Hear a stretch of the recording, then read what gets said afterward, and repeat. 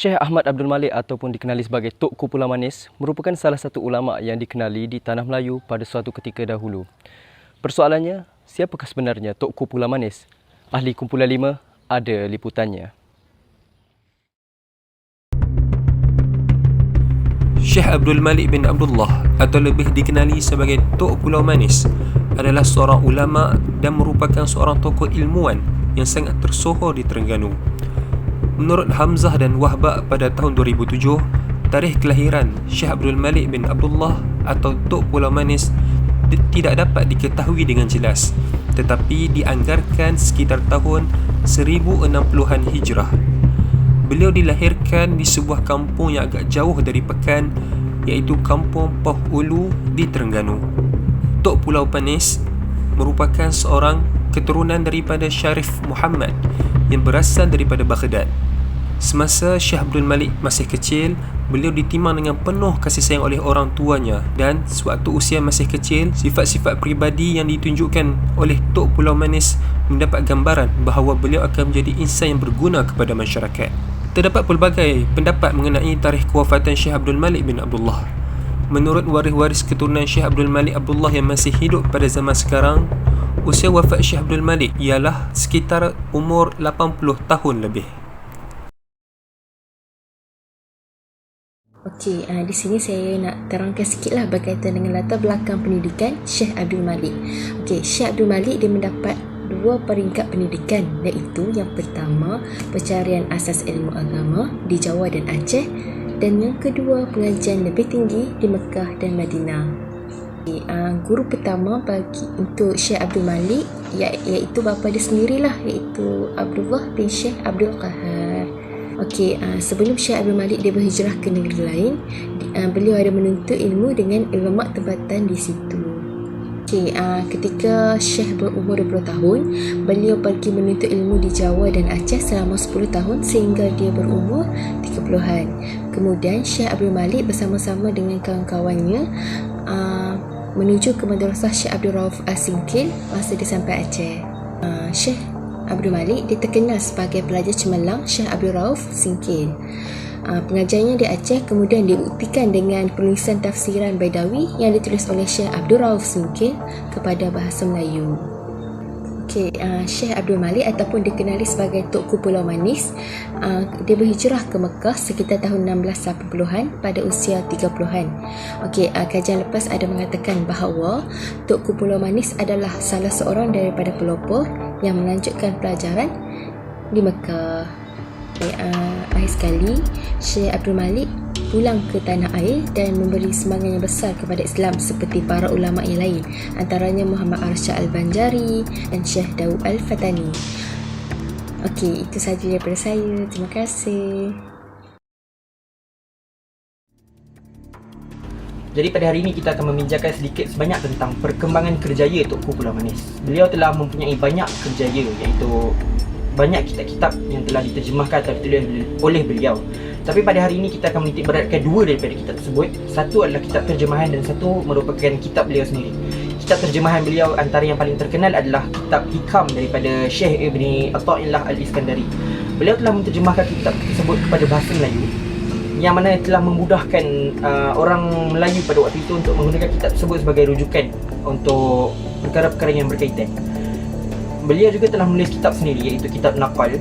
Kitab ini merupakan kitab fiqh mazhab Syafi'i yang mempunyai kedua-dua kaul, iaitu kaul qadim dan juga kaul jadid. Jadi sedikit sebanyak itu adalah perkembangan kerjaya Tok Pulau Manis. Jadi peranan beliau dalam menyebarkan dakwah Islam di tanah Melayu pula bermula dengan perjuangan beliau untuk membina madrasah. Walaupun tiada madrasah yang dibina di atas nama beliau sendiri, beliau merupakan seorang daripada pejuang yang telah mengeraskan bahawa pembinaan madrasah ini akan membantu rakyat Melayu pada waktu itu. Jadi oleh kerana perjuangan beliau, kita di tanah Melayu ataupun di Malaysia sekarang ni mempunyai pelbagai banyak madrasah. Beliau juga merupakan penasihat kepada Tun Jenal, yang mana merupakan salah seorang sultan di tanah Melayu pada waktu itu.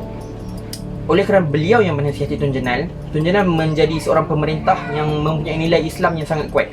Jadi ini secara tidak langsung menyebarkan Islam di tanah.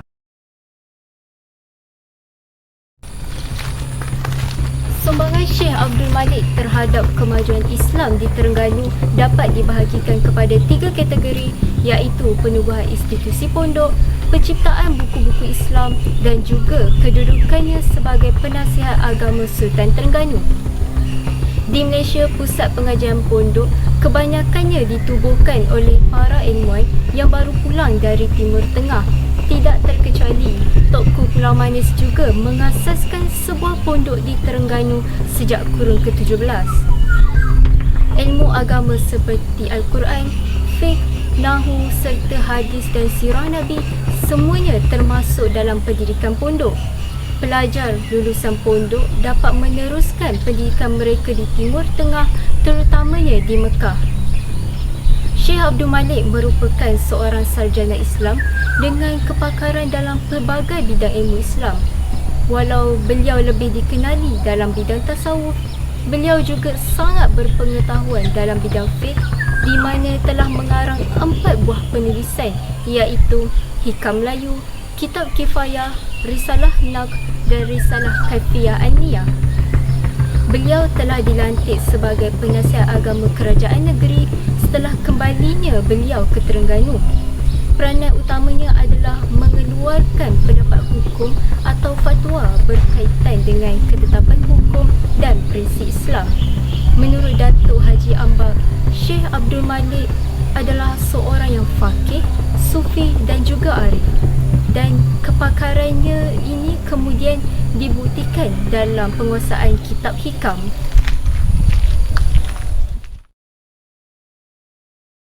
Bagi Syekh Abdul Malik adalah penting untuk berkongsikan ilmunya yang telah diperoleh ketika beliau menuntut ilmu di Tanah Suci Mekah pada tahun 1680-an kepada masyarakat dengan menubuhkan pusat pengajian pondok. Ada kajian yang dilakukan oleh sarjana lepas menunjukkan beliau merupakan di antara penduduk terawal Tanah Melayu yang menuntut di Mekah.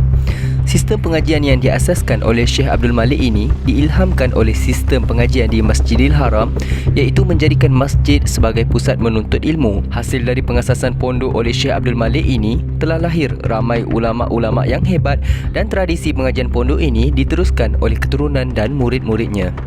Kitab pertama iaitu Kitab Hikam Melayu merupakan karangan terbesar Syekh Abdul Malik, di mana ia merupakan syarah daripada matan hikam karangan Imam Tajuddin Attallah Al-Sakandari. Kitab kedua beliau yang terbesar ialah Kitab Kifayah yang membincangkan tentang usuluddin dan fiqh. Kitab ini dikarang adalah bertujuan untuk menjadi bahan pengajaran kepada masyarakat, tetapi kitab ini tidak pernah dicetak dan tidak ditemui oleh pengkaji kecuali 2 buah naskah yang tersimpan di Perpustakaan Negara Malaysia dan sebuah naskah lagi di Muzium Kesenian Islam Malaysia. Kitab Risalah Naqd pula merupakan manuskrip dengan 23 halaman sahaja dan terdapat juga naskah dengan 14 halaman. Hal ini kerana banyak pengulangan dan komen tambahan dalam naskah yang mengandungi 23 halaman. Kitab seterusnya iaitu Risalah Kaifiyah An-Niyah merupakan berdasarkan karangan gurunya yang berjudul A'mal Al-Fikri wal Riwayat dan Miftahul Ula karangan Syekh Ahmad Ibnu Attallah. Syekh Abdul Malik juga turut memberi pengaruh terhadap sistem pentadbiran negeri dan pelaksanaan undang-undang Islam di Terengganu pada awal abad ke-18 dan menjadi penasihat sultan dan mufti, di mana pada ketika itu Sultan Zainal Abidin pertama selaku pemerintah akan merujuk kepada Syekh Abdul Malik dan beberapa pembesar lain yang arif tentang undang-undang Islam untuk menentukan hukuman kepada mereka-mereka yang membuat kesalahan. Dalam kajian yang lain, ada dinyatakan Syekh Abdul Malik bin Abdullah menganggotai jemaah pangkuan negeri yang mempunyai pengaruh yang sangat besar dalam membuat sesuatu keputusan. Tanpa usaha Syekh Abdul Malik, kewujudan madrasah pada hari ini mungkin hanyalah sekadar angan-angan. Beliau merupakan pemangkin dalam pembangunan madrasah pendidikan di Malaysia dan merupakan antara ulama tersohor di Asia Tenggara pada zaman beliau, sehinggakan pandangan dan pendapat beliau masih digunakan sehingga ke hari ini. Jasa dan pengorbanan Syekh Abdul Malik akan sentiasa dikenal dalam kalangan masyarakat atas sumbangan dan ilmu yang telah diberikan. Sekian sahaja daripada Ahli Kumpulan 5. Terima kasih.